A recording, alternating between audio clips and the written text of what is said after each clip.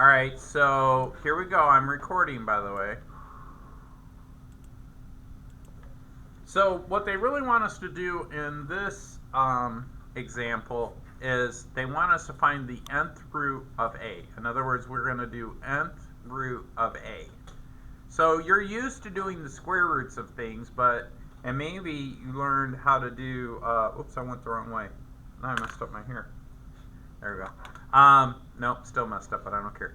So the nth root, you could take the cube root, you could take the fourth root, and really what we're looking for are numbers raised to the nth root. So you would think of it like 2 to the n, where n represents any number, right? Or 3 raised to the n, where it could be any number. So when they ask us to find the nth root of negative 216 and they say n is equal to 3, they really want us to find the cube root of negative 216. So what they want us to do is we're going to think in terms of 2 cubed. What's 2 cubed? 2 times 2 times 2 equals 8, right? 2 times 2 is 4. 4 times 2 is 8. Then 3 cubed is 3 times 3. What's 3 times 3? 9. Times 3 again? 27. Very good. 4 cubed is 4 times 4, which is 16 times 4 again. And if you're, I know it's 64 because I've almost memorized these, but I'm a math teacher. But you just put it in your calculator, right? So you could do this. Probably when you take a test, this would be the best way to do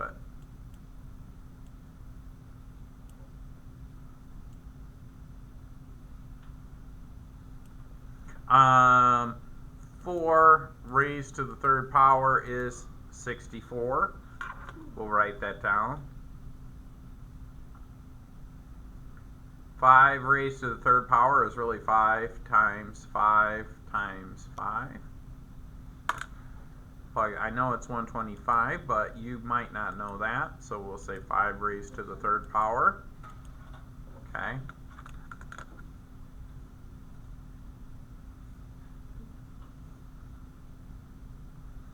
And we're not quite to 216, so I like to do this process until we get to the number, because sometimes you get lucky. Let's do 6 to the third power, which is 6 times 6 times 6. Now I know that that's 216. You might not know that, so what you guys would do is raise that to the third power. So, but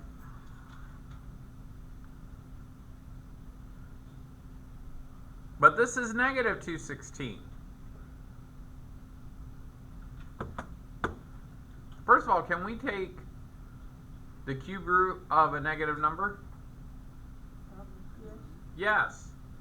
We can't take the square root of a negative number, but we could take the cube root. Okay? So, what do you think the cube root of this thing is? If it's not 6, what would it be? Yeah. Now remember, it's negative 6 times negative 6, which is 36. That's a positive 36, right? So these two negatives will cancel each other out and become positive. But when you have an odd power, you're always going to be left with negative at the end, right? These two will cancel and become positive. They don't cancel, but you know what I mean? Like a negative times a negative is positive. And because it's an odd power, you're always going to have one leftover negative. So then the next thing would be this times negative 6. Well, that's just 216, but it's a negative 216 because this is positive and this is negative. This is my little dot that's supposed to be multiplication, but it just looks weird, so I'm going to do it like this. Okay? So now I'm going to show you some extra stuff too. So that means we're taking the cube root of technically -6 cubed. Now one thing I want to point out is that I'm going to have a base, that's the thing we multiply by itself, raised to a power, and then the index is the index is technically the root. Okay? Now, one thing that we could do is we could rewrite this with a rational exponent. Now, rational exponent is a fancy math way of saying an exponent or power. It's an exponent with a fraction. Something raised to a fraction. And so, in other words, this is the same as b, and it's in alphabetical order if you don't know. Whoop, let me do it this way. This is the same as b raised to the p, the power, over the root. And we're going to try that on the calculator in a second. Okay? So, technically what I have is I have -6 raised to the power, which is 3, right? This is 3, all over the index, which is 3. Well, isn't that the same as -6 raised to the first power? Yes, it is. And what's -6 raised to the first power? Just -6. So now, if you don't have a fancy calculator, grab one. And when I say fancy, I mean these fancy ones. Go ahead and grab one real quick. I think you could do it on the not as fancy calculators. And it's more fun to use the fancy calculators.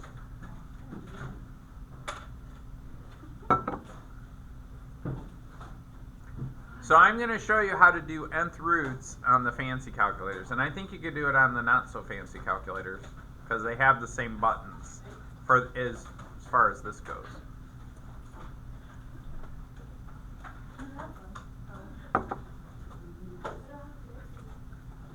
Yeah, she has a not as fancy.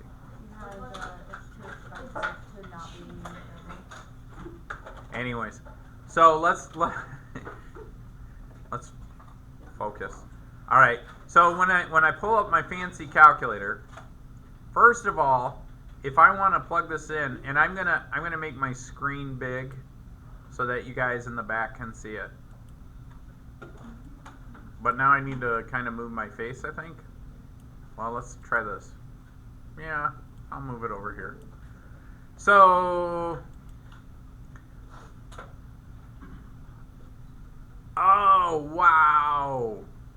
You guys, the not as fancy calculators are easier. So if you notice, I have this square root symbol, right? The blue one here.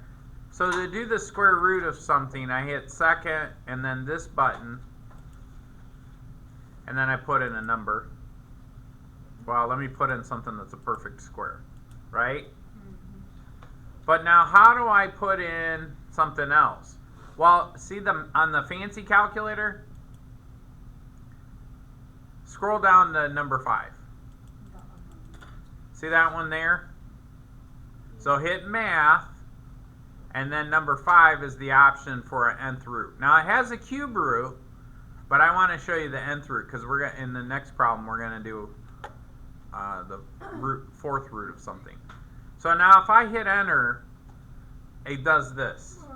So now I'm going to hit 3. Now on the not so fancy calculator, believe it or not, they actually, I think it's above this one, they actually have x to the root, and whatever you plug in for x is the number. So now I'm going to put negative. It has to be negative, not minus 216. This is the negative button. This is the subtraction button, or minus. Okay? And on some of the older fancy calculators, this will be in parentheses. So I hit enter, and it gives me negative 6. Now, another way that we could write this, you could do this. You could say negative, and you should probably put it in parentheses, negative 216 raised to, now technically this is 216 to the first power, negative 216 to the first power. So I'm going to say 1 divided by the root, which would be 3.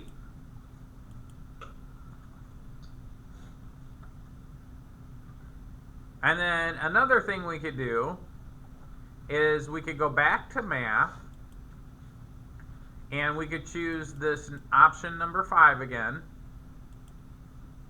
And I could take the third power of negative 6 raised to the, wait, let me back up. I want to make sure that that negative 6 is in parentheses. So I'm going to say parentheses, negative 6, close my parentheses, jump over here, and that is to the third power.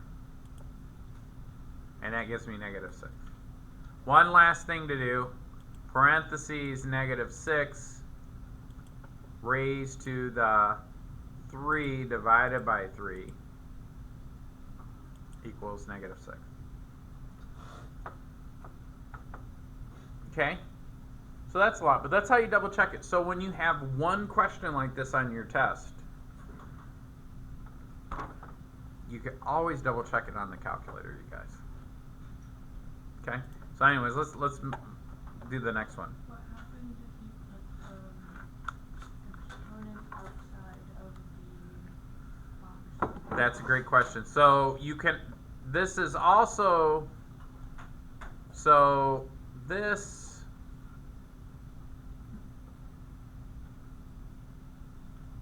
can also be written like this.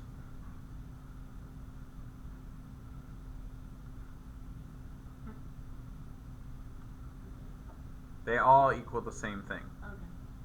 Is that what you meant? Yes. Okay.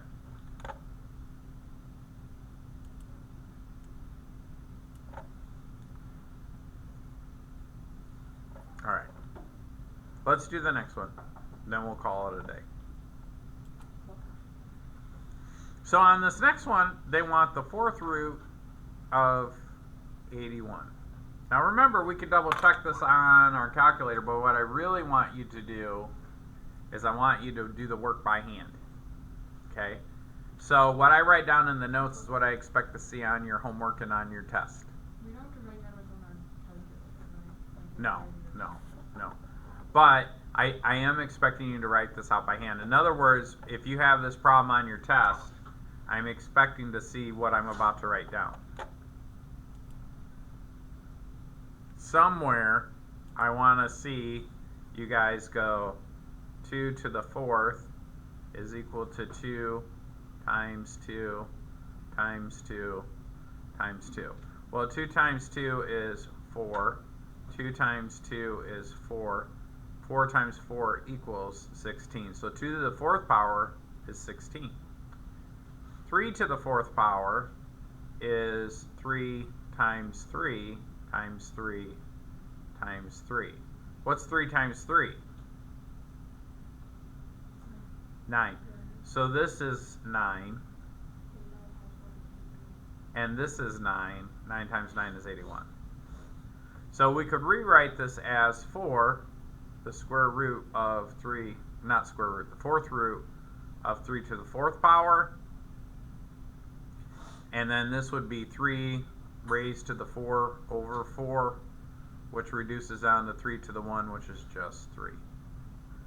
Now, I might make a mistake because I'm a human being.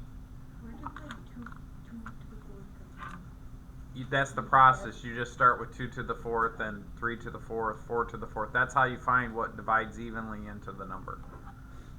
I've memorized them because I do it so many times. You guys haven't memorized them because you haven't done it as much as me. So I want you to, and also the benefit of you guys writing them out is that you get familiar with the different powers, right? Okay. So anyways, how do I double check this? Go on my calculator. So I'm going to do this math button on the fancy calculator. Scroll down to here. And I'm going to say 4 root of 81. Well, bam, with the bacon sizzle, it's 3. It wasn't like a side eye, but it was something. I don't know. What do you call those? That's not, is that side eye? Yes. A little bit, yeah. Okay. I don't know why that triggers you, but the answer is 3. All right. Any questions? Okay, cool. So I think that's probably all we're going to